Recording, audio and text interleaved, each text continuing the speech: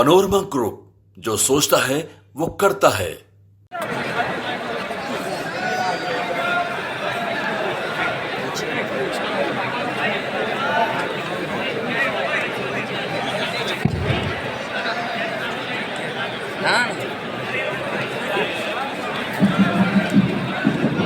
मैं एक बार भाई के बाद चेंज मत करो। अब ऐसे भी है नीचे जगह खाली भीड़ कर लो। मैं एक बार बोलूंगा जय बिहार, आप सबको बोलना है जय जय बिहार, जय बिहार।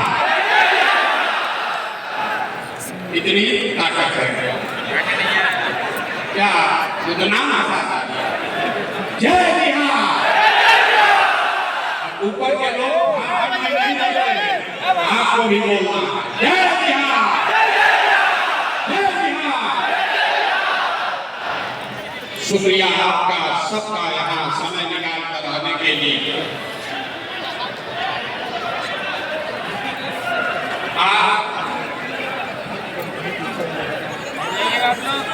इस मशवरे के मजलिस में आप समय निकाल कर आए हैं, इसके लिए अपने भाई, अपने मित्र प्रशांत किशोर की ओर से आदाब स्वीकार कीजिए। ये मशवरे की मजलिस है, राजनीति का मजलिस नहीं। मुसलमानों को मशवरे की जरूरत क्या है, क्यों इस मजलिस की जरूरत है, इसको समझने की बात है। आखिर मिल ही रहा है, फिर आपको इतना कष्ट देकर आपके गांव से, आपके शहर से वापस यहाँ क्यों बुलाया गया? ये इसलिए कि आज अगर किसी कौम को सबसे ज्यादा मशवरे की जरूरत है तो वो बिहार देश का, बिहार का मुसलमान। ये बात हम खुद से नहीं कह रहे, ये पैगंबर साहब ने आपको बताया, जब आगे का रास्ता न दिखे, जब आगे का रास्ता न दिखे तो मशवरे में खैर है, मशवरे में खैर है। इसलिए आज आपको ये तकलीफ दी है, आपको यहाँ पर दावत किया है, आपको बुलाया। मुसलमानों को मशवरा इसलिए करना है कि आपके हदीस में जो बात आपको बताई गई, पैगंबर साहब के हवाले से जो बात बताई गई कि मुसलमानों की ये जिम्मेवारी है, सही मुस्लिम, सही बुखारी में ये आपकी जिम्मेवारी बताई गई, अपने बच्चों के साथ इंसाफ करने की।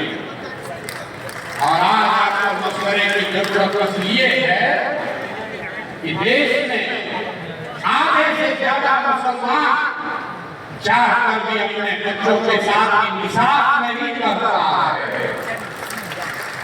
आपको ये आपके हदीस में बताया गया, अपने बच्चों की तालीम की, तरबियत की, पढ़ाई की, परवरिश की आपको नहीं करता है। मशवरा इसलिए करना है कि इस व्यवस्था को कैसे सुधारा जाए ताकि मुसलमान होने के नाते आप अपने बच्चों के साथ इंसाफ कर सकें। ये मशवरे की जरूरत इसलिए है कि आपके कुरान की जो पहली आयत है, इकरा बिस्मि रब्बिकल्लज़ी खलक़, उसका पहला शब्द इकरा, जिसका मतलब है पढ़ो, जिसका मतलब है पढ़ो। और आज आप वो कौम बन गए हैं जो देश का सबसे अनपढ़ कौम है। इसलिए आपको मशवरे की जरूरत है, आपको मशवरे की इस मजलिस में आने की इसलिए जरूरत है कि जिस कौम ने, आपके पुरखों ने अपने खून पसीने से इस देश की आजादी में, इस देश को बनाने में कुर्बानी दी, उसी देश के पार्लियामेंट में, उसी देश के पार्लियामेंट से ऐसे कानून बनाए जा रहे हैं जिससे मुसलमानों का एक बड़ा वर्ग अपने आप को असहज महसूस कर रहा है। उसी पार्लियामेंट से सीएए का कानून बन गया, उसी पार्लियामेंट से वक्फ बोर्ड की नई कहानी लिखने की कोशिश की जा रही है। इसलिए ये मशवरे का काम है, मशवरे का इस मजलिस की जरूरत इसलिए है कि 20 करोड़ मुसलमान जिनको आप वोट नहीं देते हैं उसकी बात छोड़िए, कम से कम 10 करोड़ वोट जिसको आपने दिया है, जब कोई गरीब लाचार असहाय मुसलमान रोड पर भीड़ के द्वारा मार दिया जाता है तो आपका 10 करोड़ वोट पाने वाले को उसमें से 10 आदमी भी आपके साथ खड़ा नहीं होगा। इसलिए मशवरे की जरूरत है, इसलिए ये आज मजलिस बुलाई गई है, इसलिए ये मजलिस बुलाई गई है कि मिलकर मशवरा करके कोई ऐसा रास्ता निकाले कि इन बातों पर अमल किया जा सके। मैं शाम किशोर आपका नेता नहीं हूं, मैं आपका रहनुमा न होने का दावा करता। जन सुराज कोई दल नहीं है, जन सुराज दल नहीं है, जन सुराज वो व्यवस्था है, वो सोच है कि इन सारे मशवरे के बाद जो चीज तय की जाए उसको ईमानदारी से जमीन पर अमल किया जाए। इसलिए आपको बुलाया। मैं वही प्रशांत किशोर हूं जिसने नरेंद्र मोदी को 2014 में चुनाव जीतने में मदद किया। उस नजरिए से यहाँ बैठे हुए बहुत सारे मुसलमान भाई ये कह सकते हैं कि जिस लड़के ने, जिस शख्स ने नरेंद्र मोदी की मदद की है उसके साथ उसको अपना साथी बनाकर कैसे चले। बात तो ठीक है, मोदी को हमने बनाया नहीं है, लेकिन वहां पहुंचने में अपना कंधा जरूर लगाया। लेकिन अगर आप मेरे पीछे का ये हिस्सा जानते हैं कि 2014 में हमने मोदी को जिताने में कंधा लगाया है, तो यहाँ बैठे हुए बहुत सारे शख्स ये भी जानते हैं कि 2015 से 2021 तक इस देश में मोदी और भाजपा कहाँ कहीं भी चुनाव हारे हैं। हराने वाला दल और नेता कोई भी हो, उन नेताओं और दलों के पीछे से इसी प्रशांत किशोर ने कंधा लगाया है। ये मेरा परिचय है, इसको जान लीजिए। ये परिचय का दोनों पहलू, इसको अपने कसौटी पर रख लीजिए, आंख बंद करके भरोसा मत कीजिए। मैं यहाँ आया हूँ इस मजलिस में आपको ये कहने कि जन सुराज क्या है, आपकी बदहाली की फटहाली की चर्चा करने आया, उसके कारण बताऊंगा, लेकिन उसके साथ साथ आपको उससे निकलने का अभियान नहीं है। मुझे कुछ साथियों ने कहा है कि ये जब आप कहते हैं कि मुझे मुसलमानों का वोट नहीं चाहिए तो मुसलमानों को बहुत बुरा लगता है। हम फिर से दोहरा मेरे भाई, मुझे आपका वोट नहीं चाहिए, मुझे आपकी दुआ चाहिए। इसलिए वोट देने वाले तो तमाम देश में बैठे हम आपकी दुआ लेते हैं और आपकी दुआ से बिहार में वो व्यवस्था बनाएंगे कि जो चीज आप वर्षों से दशकों से अपने बच्चों के लिए करना चाहते हैं वो करके आपको दिखाया जाएगा। और एक और भरोसा रखिए, जो लोग भी प्रशांत किशोर को जानते हैं, अगर हमने आपकी मदद से, आपके दुआओं से बिहार में यह व्यवस्था बना दी तो लिख के रखिए, ये बिहार से शुरू हो रहा है लेकिन बिहार में रुकेगा नहीं। ये रुकने वाला नहीं है, इसलिए आपको आज दावत देकर बुलाया। सबसे पहले ये आप समझिए कि मुसलमानों की यदि दुर्दशा है, जो आदमी जो वक्ता खड़ा होता है, तकरीर करता है, वो यही बताता है मुसलमानों को किसने ठगा मुसलमानों को सबने ठगा, हम लोग की हालत बहुत खराब है, कैसे इससे बाहर निकले। आप में से कोई लोग कांग्रेस को दोषी बता रहा है, कुछ लोग बता रहे हैं कि लालू जी ने ठग दिया, कोई नीतीश को दोष दे रहा है, भाजपा को लोग बता ही रहे हैं। लेकिन जो मैं गाँव में घूम कर कहता हूँ, मैं आपको बता रहा हूँ मुसलमानों की बदहाली क्यों है। मुसलमानों की ये बदहाली इसलिए है कि आपके कौम में पैगंबर साहब ने बताया कि जिस कौम को अपने रहनुमाओं की समझ न हो उसके ऊपर जालिम हुक्मरानों को मुसल्लत कर दिया जाए। ये हम नहीं कर, ये हम नहीं कर, ये तो बात पैगंबर साहब ने कही। अगर आपको लगता है कि जो भी हुक्मरान है, किसी दल का हो, कोई भी व्यक्ति है, अगर वो जालिम है या आपके बच्चों की चिंता उसको नहीं है, तो बात अगर पेट्रोल लेके हट जाओ, पेट्रोल लेके हट जाओ, परमानेंट मत बैठो, आप वहां मत पढ़िए। आपके ऊपर जालिम हुक्मरान को बैठाए जाएंगे, एक दो को फोटो लो, हटो, चुनाव करेंगे। आपने पीछे जिसको भी उसको चुनने में जो गलती हुई, उसी वजह से आज आपकी ये बदहाली। सच्चा कमेटी का रिपोर्ट हर मुसलमान पढ़ता बताता है। सच्चा कमेटी के रिपोर्ट में बताया गया कि इस देश में दलितों के बाद सबसे ज्यादा गरीब, पिछड़ा, बदहाल अगर कोई है तो वो मुसलमान है। मेरे भाई शिक्षक कमेटी का रिपोर्ट आया 2006 में। 2006 से पहले भाजपा को 36% वोट आया। इस देश में हिंदू रहते हैं 80%। ध्यान से इसको सुनिए, 80% इस देश में हिंदू रहते हैं और भाजपा को 36-37% वोट आया। इसका मतलब है कि करीब आधे हिंदू आज भाजपा को वोट नहीं दे रहे, भाजपा को वोट दे रहे हैं। जो लोग भाजपा को वोट दे रहे हैं वो किसी एक जाति के नहीं, वो सभी जातियों में। इसका उदाहरण देखिए, बिहार में भाजपा को मोदी जी को वोट मिला, लेकिन मोदी जी के जाति का कोई आदमी बिहार में नहीं रहता। वो लोग जो मोदी और भाजपा को बिहार में वोट देते हैं वो हिंदू मुस्लिम के विचारधारा से प्रभावित होकर वो वोट देते हैं। इसी आंकड़े में आगे का रास्ता छुपा हुआ है। आपको समझना ये है कि वो कौन आधे हिंदू हैं जो भाजपा को आज वोट नहीं कर रहे हैं।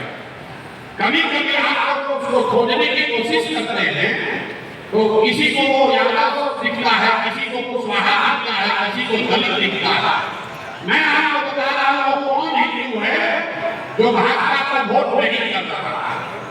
जो हिंदू गांधी जी की विचारधारा को मानने वाला है वो आज भाजपा के विचारधारा से इत्तेफाक नहीं रखता।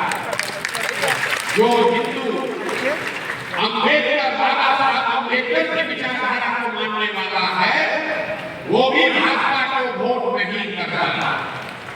जो हिंदू कम्युनिस्ट विचारधारा को मानने वाला है वो हिंदू भी भाजपा को आज वोट नहीं कर रहा। और जो लोग जयप्रकाश और लोहिया के सिद्धांत को मानने वाले हैं वो भी भाजपा को वोट नहीं कर रहे।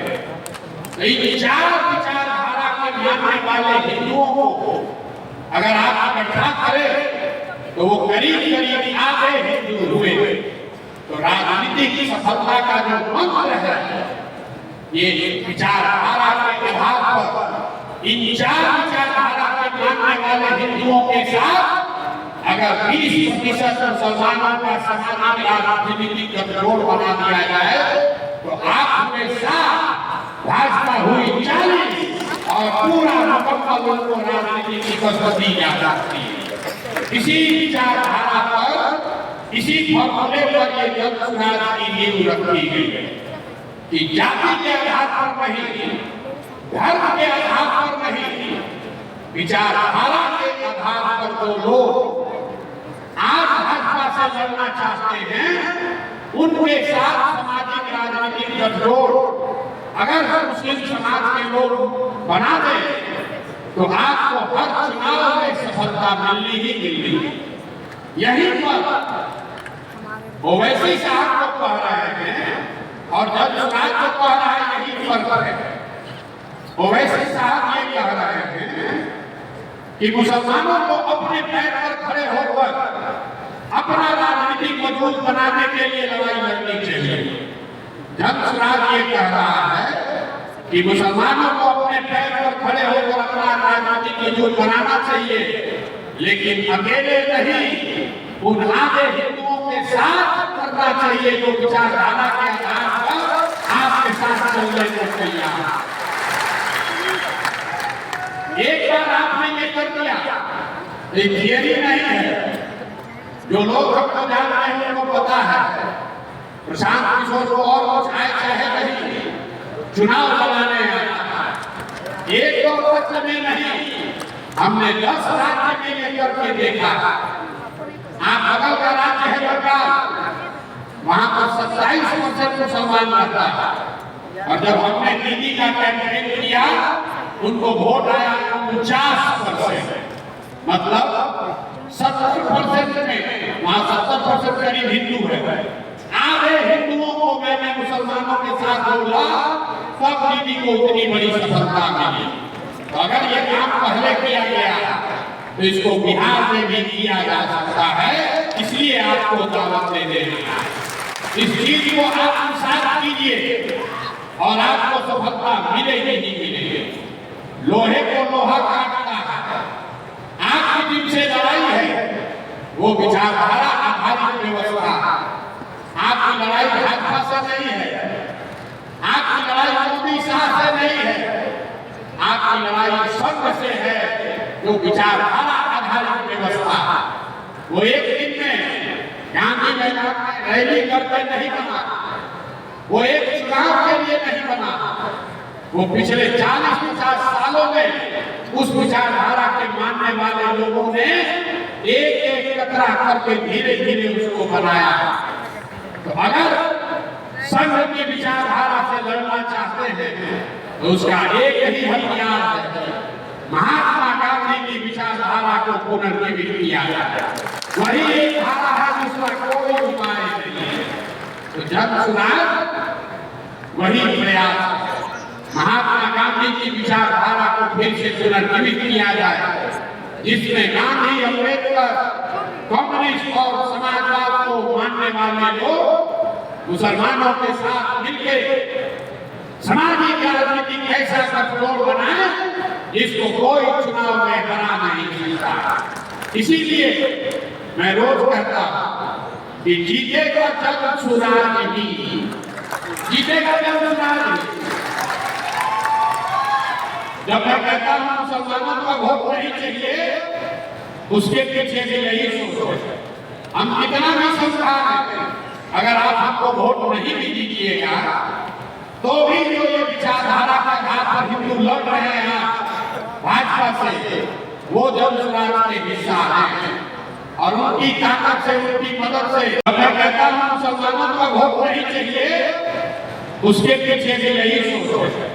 हम कितना भी समझाएं, अगर आप हमको वोट नहीं भी दीजिएगा तो भी जो ये विचारधारा का घात पर हिंदू लड़ रहे हैं भाजपा से, वो जब सुराज के हिस्सा है और उनकी ताकत से, उनकी मदद से आपको निश्चित तौर पर बिहार में अगले साल जी की तरह दिखाएंगे। अगर आपने तय किया, अगर आपने तय किया, आपने अपना कंधा लगाया, तो निश्चित तौर पर ये लड़ाई हमारे लिए थोड़ी आसान हो जाएगी।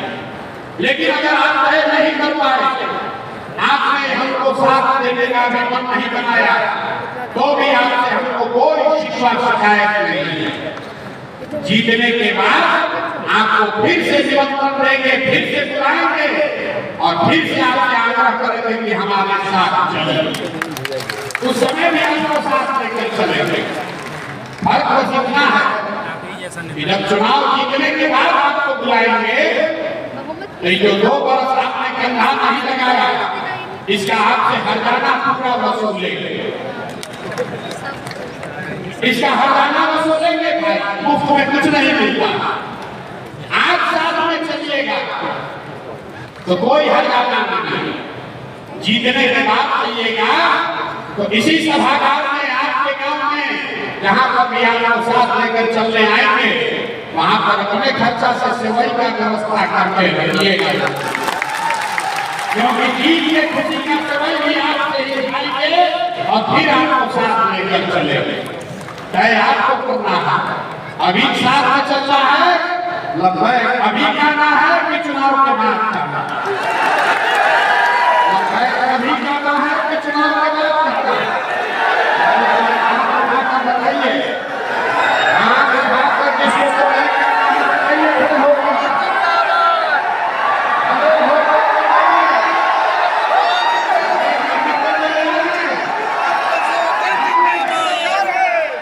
सबको सबने आपको एक दूसरे के साथ देखा है, पूरे मंच को साक्षी रख के इस सभागृह में बैठे, इस मजलिस में बैठे सबको साक्षी रखकर आपने लगभग कहा है, आपने कहा है, लगभग इसलिए नहीं कहा है कि जन सुराज को वोट देना, लगभग इसलिए कहा है कि हम लोग मिलकर वो व्यवस्था बनाएंगे कि अपने बच्चों के साथ इंसाफ कर सके। अपने बच्चों के साथ इंसाफ कर सकते ऐसी व्यवस्था बनाने के लिए जो लोग कहना चाहता है हाथ उठाइए हाथ फिर से, और कहने को तैयार है कि नहीं? आपके बच्चों के साथ इंसाफ होना चाहिए कि नहीं होना चाहिए? होना चाहिए। तो प्रशांत किशोर आपका नेता नहीं है, आपका रहनुमा नहीं है, लेकिन आपको ये विश्वास दिला रहे हैं कि आप हमको वोट दीजिए या मत दीजिए, आपने हमको दुआ दी है, अब अपने अपने बच्चों को हमारे पास भेजिए, जन सुराज के पास भेजिए। आपके गांव में, आपके पंचायत में, आपके इलाके में कोई भी लड़का, चाहे वो जितने भी गरीब परिवार का, अगर वो राजनीति करना चाहता है, उसके पास पैसा नहीं है तो कोई बात नहीं है, उसके पिताजी, उसके घर वाले राजनीति में बड़ा चेहरा नहीं है तो कोई बात नहीं है, पैसे का चिंता, व्यवस्था का चिंता अपने भाई, अपने बेटे के साथ किशोर पर छोड़िए, लेकिन बच्चों को भेजिए, उन बच्चों को मेरे पास भेजिए, जनसुराज के पास भेजिए। इस पूरे सभा में आपको साक्षी रखकर ये दिखाया है, अगर अपने समाज से किसी बच्चे को भेजोगे तो उसको प्रशिक्षित भी मैं करूंगा और जनसुराज के खर्चे पर चुनाव भी निश्चित तौर पर। देखिए खड़ा होकर कर रहे हैं, पहली बार बिहार के उच्च सदन विधान परिषद में आपके समाज का कोई आदमी चुन कर गया, इनको लालू जी ने नहीं भेजा, कांग्रेस में थे, कांग्रेस ने नहीं भेजा, जनसुराज ने अपने कंधे पर बैठा कर इनको सदन में भेजा। तो हमको आपसे वोट मांगने बहुत लोग आते हैं, हमने आपसे आपकी दुआ मांगी और हम आपसे अपने आपके समाज से बच्चे मांग रहे हैं। हर पंचायत से, हर आपकी 2.5 करोड़ की आबादी है बिहार में, आप हमको हर पंचायत से 5, 7, 10 ऐसे बच्चे निकाल कर दीजिए जिनको राजनीति सिखाया जा सके, जिनको वार्ड सदस्य बनाया जा सके, जिनको मुखिया सरपंच बनाया जा सके। अगर उसमें काबिलियत हो तो उसको विधायक भी बनाया जाए। इधर तो बैठे हैं लोग कम, लेकिन जो इधर बैठे हैं उनका इसमें कोई दिलचस्पी नहीं है कि मुखिया लगाइएगा कहीं, इनका दिलचस्पी है कि विधायक को लगाइएगा, है कि नहीं है? तो हमने घोषणा की है सिर्फ मुसलमानों के लिए नहीं, 2 अक्टूबर को जब ये आग का दम बन रहा है तो समाज में जिसकी जितनी आबादी है, वो चाहे सामान्य वर्ग का हो, वो दलित समाज का हो, अति पिछड़ा हो, ओबीसी हो, यादव हो, कुशवाहा हो, मुसलमान हो, जिसकी जितनी संख्या है उसको उतनी भागीदारी निश्चित तौर पर दी जाए। और भागीदारी प्रशांत किशोर नहीं देंगे। मैं ऐसी व्यवस्था बना रहा हूं कि वो चूंकि व्यवस्था के मालिक ही आप होंगे तो आपके साथ कोई गलती नहीं कर सकता। तो 2 अक्टूबर को जब ये जन स्वराज दल बनेगा तो 1 करोड़ बिहार के लोग मिलकर इसको बना रहे हैं, उसमें हमसे लिख कर ले लीजिए 18 लाख मुसलमान भी शामिल होगा। मैंने मुसलमान भाइयों के हाथ जोड़े हैं, उनको समझाया है कि आइए ये व्यवस्था बन रही है, इसमें जुड़िए, इसके मालिक और मुखिया बनिए। जब ये दल बनेगा और 2 तारीख को इसके 25 लोगों के नेतृत्व की घोषणा की जाएगी तो उसमें 4 या 5 मुसलमान साथी भी चुनकर आएंगे जो इस दल का नेतृत्व करेंगे। इसमें कोई अल्पसंख्यक प्रकोष्ठ नहीं है, कोई प्रकोष्ठ नहीं। जो दल है वो एक ही दल है और उसमें 20% की आदमी भागीदारी सुनिश्चित है। बच गया विधानसभा। विधानसभा में 18% की आबादी के हिसाब से जहां पर भी आपकी भागीदारी बनती है, कम से कम 40 विधायक आपके जरूर बनाए जाए। लेकिन इससे आगे की बात होगा, कुछ लोग तो वोट काट सकते हैं, तो आपने आज तक जिसको रहनुमा बना के रखा है, इस मंच से सीधी आपके जरिए उनको घोषणा चुनौती दे रहे हैं। जहां पर भी राजद के लोग आपके समाज के लोगों को टिकट देंगे, जहां पर भी आपके समाज के लोगों को राजद के लोग टिकट दें, आप उनसे स्वीकार करा लीजिए जब चुनाव वहां मुसलमान उम्मीदवार नहीं था। अगर उनमें दम है तो ये ऑफर को स्वीकार करके दिखा। हम ऑफर दे रहे हैं, सामने आते आपने भरोसा करके लबैक कहा है तो हम आपको कह रहे हैं, जहां पर वो आप 19 साथी बनकर जीते हुए हैं उनके खिलाफ हम मुसलमान कैंडिडेट नहीं उठा रहे। लेकिन जहां पर मुसलमानों की भागीदारी है वहां पर उनको भी बंटवारा नहीं करना। आपको दूध का दूध, पानी का पानी हो जाएगा कि किसको आपके समाज की चिंता है और किसको अपने लालटेन और अपने रोशनी की चिंता है। हमारे लिए आप विरासत दे रही हैं, आप हमारे लिए जन स्वराज के लिए विरासत दे रही हैं। लालटेन में आप जल रहे हैं, रोशनी कहीं और हो रही है। जल रहा है आपके बच्चों का भविष्य, रोशनी कहीं और हो रही है। तो मेरे भाई जगिए और इस तरह के मशवरे गांव-गांव में ये मशवरे की मजलिस इसका आज आगाज कर रहे हैं। गांव-गांव में पंचायत में जाकर लोगों को ये बताइए, क्योंकि ये बात पैगंबर साहब ने कही कि माँ की गोद से कब्र तक इल्म हासिल करने के लिए जरूरत पड़े तो चाइना भी जाओ।